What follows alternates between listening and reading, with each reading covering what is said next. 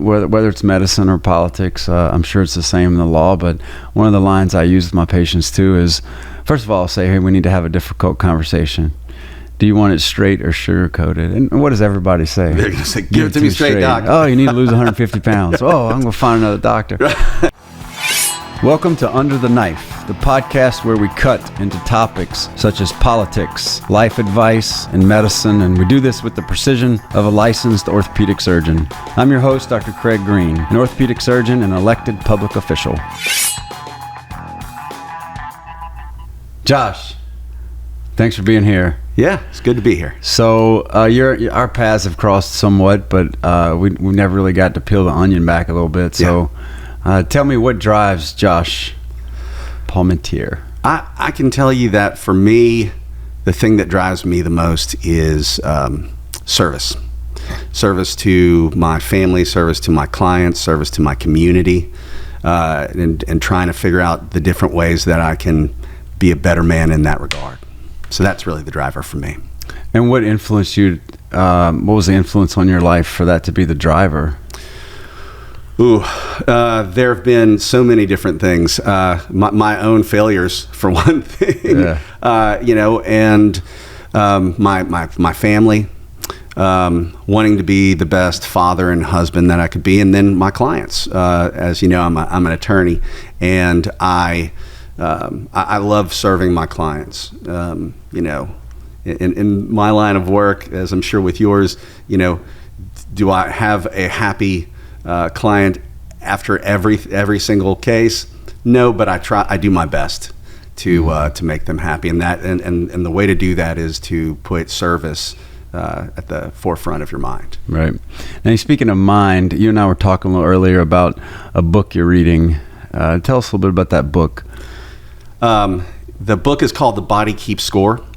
And, right this second, I can't recall the author's name, but it basically is a book about trauma and the effects of trauma on the brain and the body, on the central nervous system. And it is just a fascinating book.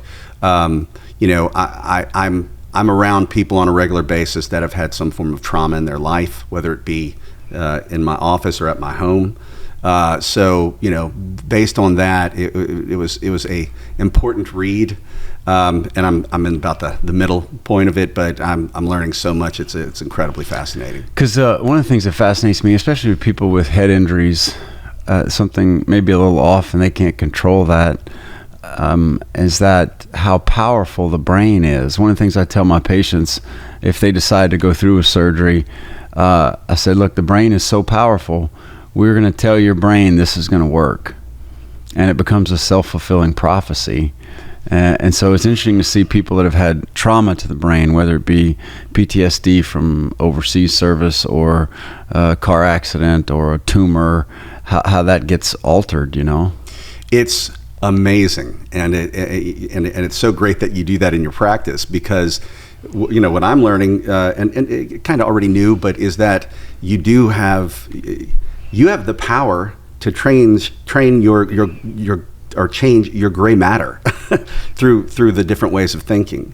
And what this book talks about is how trauma can basically retard the growth that one can have. You can be reliving that same incident in your mind, and it's just as real as if it was just happening. Mm-hmm.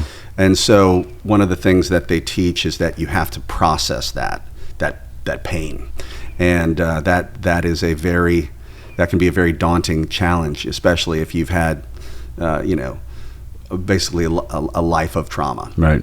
So it really is fascinating. Switching gears one second, I want to get your opinion on an article that I read recently. It's in the New York Times, and it says that in the last 100 years, life expectancy on planet Earth has doubled. So 100 years ago, there was no vaccines, no antibiotics. There was a Spanish flu that took out 5% of the world's population, the world wars, etc. So back then, you'd die of a tooth abscess at 35. And now we have different problems. Things wear out. In my field, it's your hips, knees, and other people, it's their heart, their brain, etc. And I guess the reason I bring that up is I want to hear from a barrister how's the law changed? And, you know, if we think, okay, are we going to double the life expectancy in the next 100 years? Kind of doubt it. Yeah. What tweaks do you see coming in law, and where have we come from 100 years of being a lawyer? That's a incredibly good question. I think that the way the law changes, and the law changes just about every day, every session, Right. Every legislative session. And I think that it is basically, the law is for the people, by the people, right? As we were talking before, we're a representative democracy, a republic. So we elect people, and they are supposed to work in our best interest, right? The people's best interest. And they are the ones, the legislative branch, that create the laws. And so hopefully what happens is that the laws change for the betterment of the people as time goes by. Now, as an attorney, I have my beliefs on what are the best ways to change those laws, right? But that's not really for me to decide solely. I'm not the emperor, nor do we want one. So it has to be for the people, by the people. And I think that's the way it changes. It's very different than medicine, because medicine is kind of I don't want to say it's an absolute, but we're learning things that we can then, implement in surgery. We're learning things about the brain that we never knew about. We're Right. learning about these things. And with the law, it's more the people decide what the laws should be. And on that note, let's say you were emperor for a day, or president, or governor, and let's get back to the under the knife theme here. Yeah.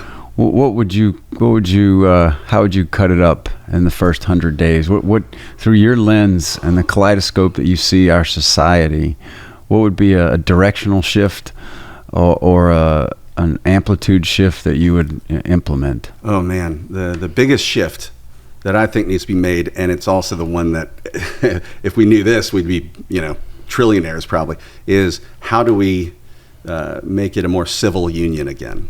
Because I think that's what's happening is we have extremes on each side that are running the show, Mm-hmm. and they are, and it's like full of hate and spite. And I don't think that we're at our best union when we're leading from that place. I think we need to Well lean. said. Yeah, I think we need to lean by bringing people in rather than excluding them, Mm-hmm. and that's why we need great leadership in politics. Amen. Because that's not an easy task, especially. Well, and the in scary today's day and thing age. too is if that becomes where that's not the most appealing candidate to the tails or the extremes. They don't want somebody who wants peace. They want somebody who's ready to fight. Yeah. Because then we'll end up in a fight. I think that I forget who it is, but occasionally I'll watch reels, and there's one specific psychologist that talks about how if you're weak, then you don't. Then basically, you aren't a person who is. God, what's the word I'm looking for? You're not a person that can hold back. You're not showing your virtue, right? Mm-hmm. But if you're strong and you have the ability to fight, whether it be physically or intellectually, and you refrain from that, That shows strength. That shows strength. That was Jordan Peterson. I heard it this week. Yes, that was. Yeah, It was. God, I had a hard time getting that out, but yeah, it's like you don't really have virtue unless you have that Restraint. strength. You have to have the restraint. And you don't if have you don't have strength, you don't have restraint from strength.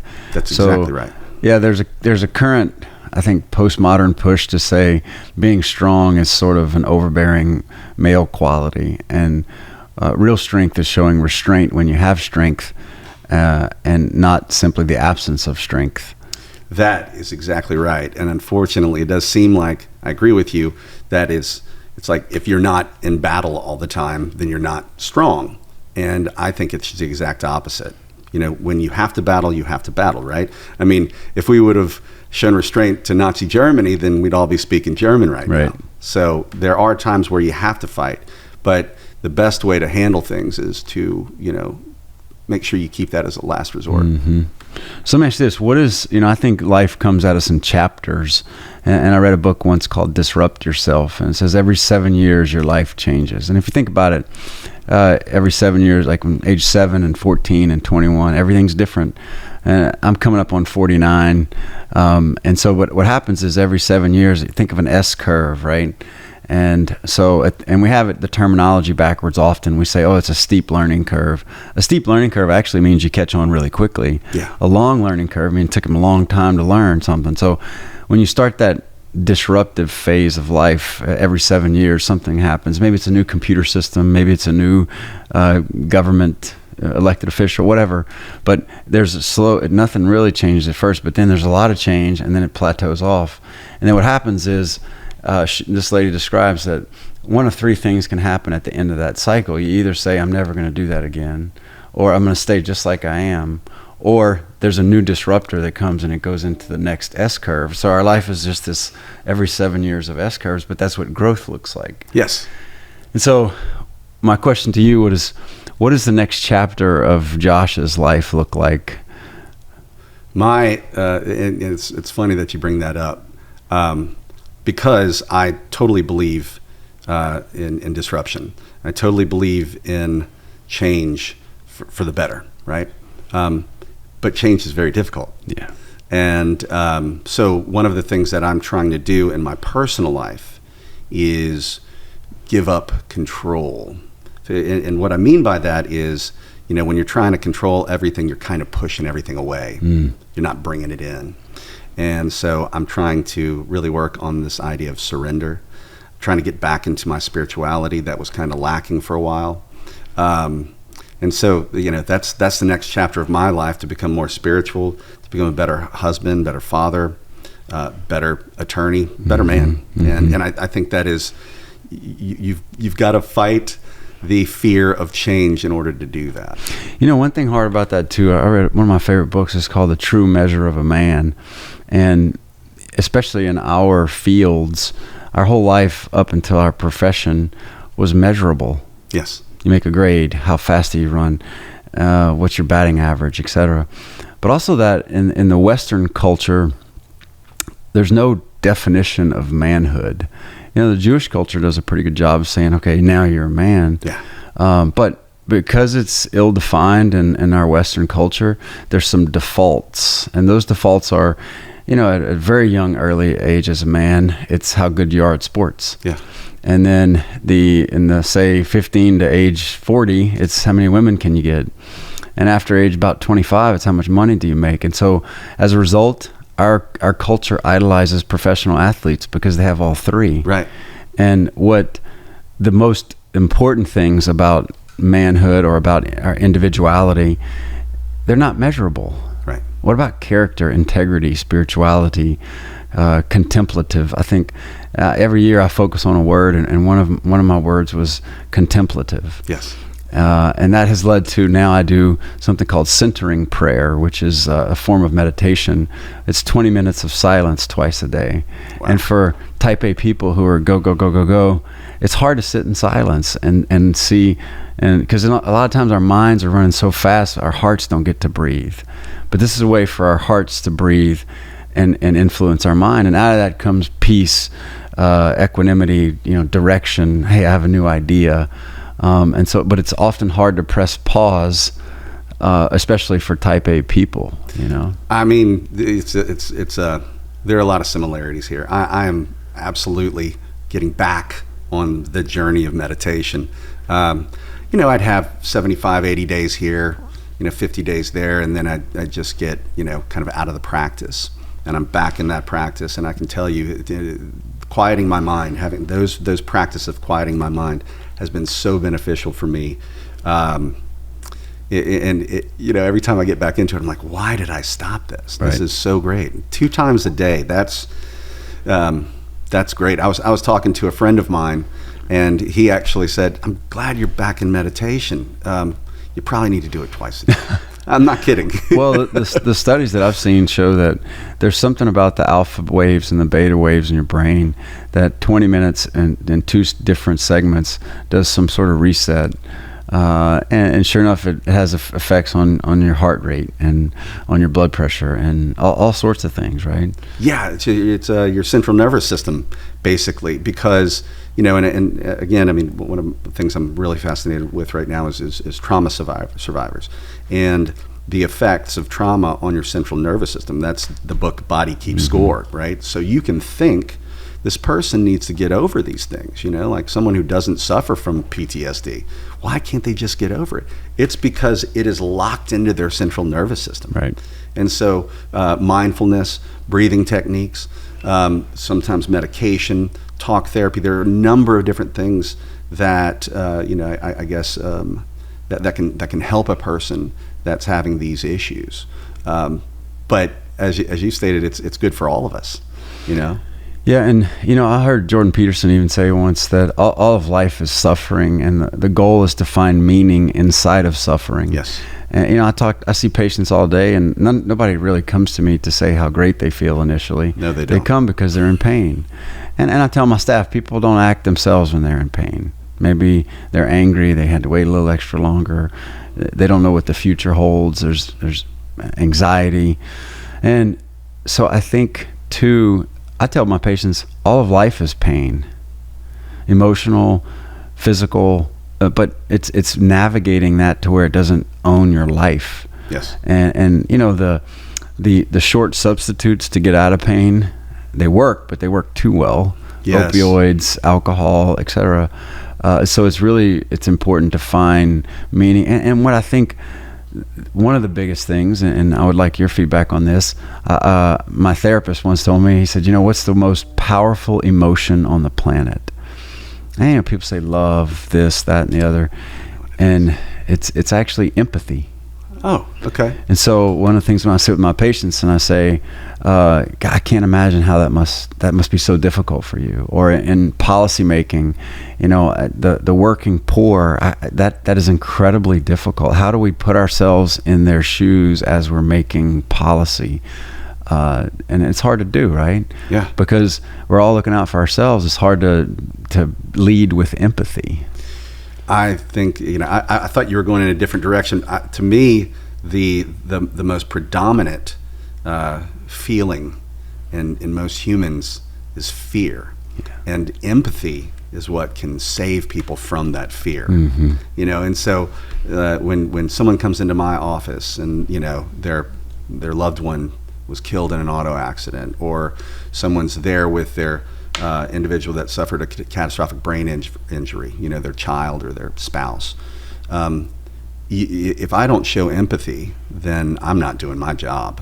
And I'm guessing it's the same way. And that compassion, that empathy is going to, and it goes back to what you said earlier about you can help them get in the right mindset to where they have a better chance at healing. Mm-hmm.